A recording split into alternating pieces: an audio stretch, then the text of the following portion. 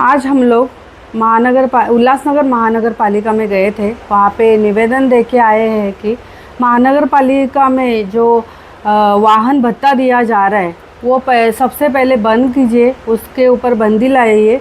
क्योंकि हमारे देश के पंतप्रधान मोदी जी इन्होंने भी ये बोला है कि ईंधन कम यूज़ करो, पेट्रोल यूज़ मत करो, डीजल का भी ज़्यादा यूज़ मत करो। तो उन्होंने जो बात की है, सबको जो बताया है, उनके ऊपर हम लोग अमल कर रहे हैं। तो मुझे ऐसा लग रहा है जो महानगर पालिका में वाहन भत्ता दिया जाता है वो उसके ऊपर पहली बंदी आनी ही चाहिए। महानगर पालिका में नगर सेवक है, महापौर है, उप महापौर है, सभापति, उनको जो वाहन भत्ता दिया जाता है वो पहले सबसे पहले तो वो बंद कर दीजिए, उसके ऊपर बंदी होनी ही चाहिए। आज 15 मई उल्लासनगर महानगर पालिका के विभिन्न विषयों पर महासभा का आयोजन किया गया था। उसकी जानकारी के तहत हमारे अध्यक्ष नवनिर्वाचित अध्यक्ष सीमा आहूजा जी, राष्ट्रवादी कांग्रेस पार्टी शरद चंद्र पवार गठ की तरफ से विभिन्न मुद्दों को लेके वहाँ पर हमने एक छोटा सा आंदोलन का इशारा हमने वहाँ पर दिया। वहाँ पर विषय ये था कि देश के प्रधानमंत्री ने एक मार्मिक संदेश पूरे देश को दिया है।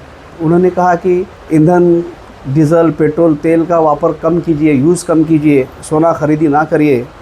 तो एक देश के प्रधानमंत्री की ये जिम्मेवारी नहीं होती कि आप देश में यूज़ कम करें साहित्य का, वो आपको प्रोवाइड करनी आपकी जिम्मेदारी होती है। फिर भी हमने देश के प्रधानमंत्री की सम्मान रखते हुए उल्लासनगर महानगर पालिका में देश के प्रधानमंत्री को मानने वाला पक्ष भारतीय जनता पार्टी और शिवसेना शिंदे गठ, इन दोनों की सत्ता है।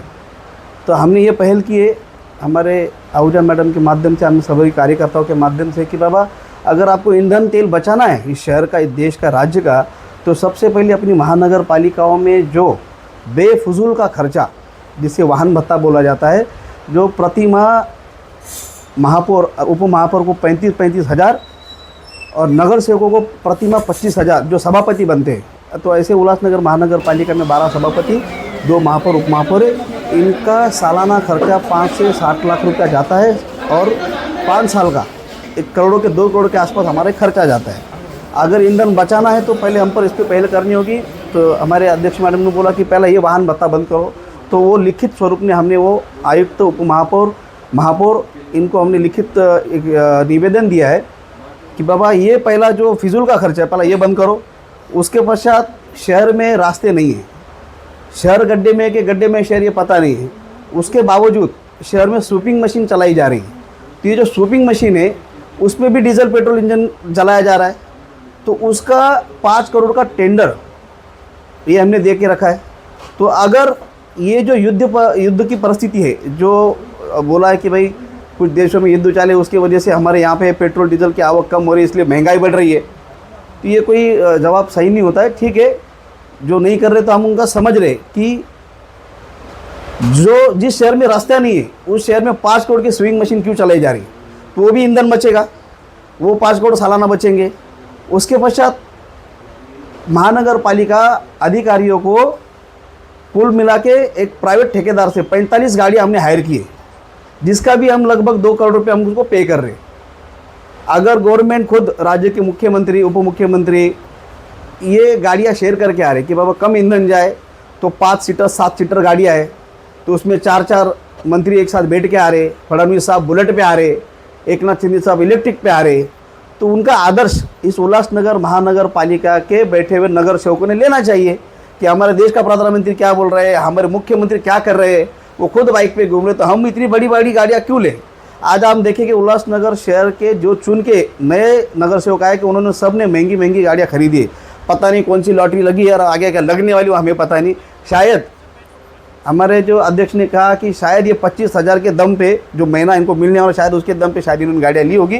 ठीक है, पर प्रधानमंत्री जी को मानना चाहिए, उनका सम्मान रखना चाहिए। अगर शहर का, राज्य का ईंधन बचाना है तो पहले बेफजूल का खर्चा बंद करना होगा। इसमें जो सालाना एक 20-25 करोड़ रुपया जो हमारा बचेगा वो हमारे महानगर पालिका क्षेत्र के आरोग्य विभाग, एजुकेशन विभाग, इस पे काम आ सकता है। उन बच्चों को अच्छी सुविधा दे सकते हैं, या जिनको आरोग्य विभाग में जो हमें सामग्री नहीं मिलती वहाँ पर हम उसको उपलब्ध कर सकते हैं। तो इसी तरह का, या उसके अलावा हमने उनको जाके बोला कि समझो अपने अधिकारी, अपने नगर सेवक एक गाड़ी शेयर नहीं कर पा रहे। अभी कुल मिला के 15 लोग हैं जिनको ये मानधन दिया जाता है वाहन भत्ता। तो 3 गाड़ियों में लोग शेयर करके आ सकते हैं, 7 सीटर गाड़ी है, 15 लोग है, महापौर की एक, उप महापौर की एक और एक सभापति को 2, तो ये अपना मिक्स करके उसमें आ सकते हैं। अलग अलग गाड़ियाँ अलग अलग पेट्रोल डीजल जलाने की ज़रूरत नहीं है।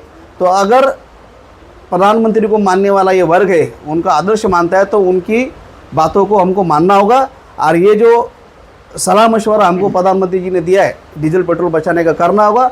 उसके पश्चात जाके हमारे शहर के अध्यक्ष सीमा आहूजा ने बोला कि अगर स्वास्थ्य भी, शहर का स्वास्थ्य, नगर सेवक का स्वास्थ्य अगर अच्छा रखना है तो साइकिल चलाइए। वैसे भी रास्ते गाड़ी चलाने के लिए है नहीं, साइकिल पे आप आ जा सकते हैं। महापालिका हमको साइकिल प्रोवाइड करेगी, कम खर्चे में अपना काम होगा, डीजल इंजन की बचत होगी, हमेशा के लिए हो जाएगी। उसमें आपका भी स्वास्थ्य अच्छा रहेगा, शहर का भी स्वास्थ्य अच्छा रहेगा, ऐसा हमारे अध्यक्ष का मानना है। उसको मानते ही हमने इस तरीके से एक छोटा आंदोलन लेके वहाँ पे ये पत्र व्यवहार हमने किया है। हरीश भाई, मेरा ये सवाल है कि आप अभी महानगर पालिका से आपने जो निवेदन दिया है कि भाई पेट्रोल में बचत हो, तो आप आगे चल के ये भी डिमांड करेंगे कि भाई महापौर और ये वगैरह जितने भी 15 का जो नगर सेवक है, इनके लिए एक स्पेशल साइकिल स्टैंड बना के दें? जी, हमारे अध्यक्ष ने हमको सुझाव दिया था कि क्यों ना बाकी के बड़े शहरों में, फॉरेन कंट्रीज़ में गवर्नमेंट अपनी तरफ से एक साइकिल स्टैंड बनाती है जहाँ पे 20-20 साइकिल्स होती है। और हमारा शहर है कितना, 13 किलोमीटर स्क्वायर किलोमीटर है, उससे ज़्यादा बड़ा है ही नहीं।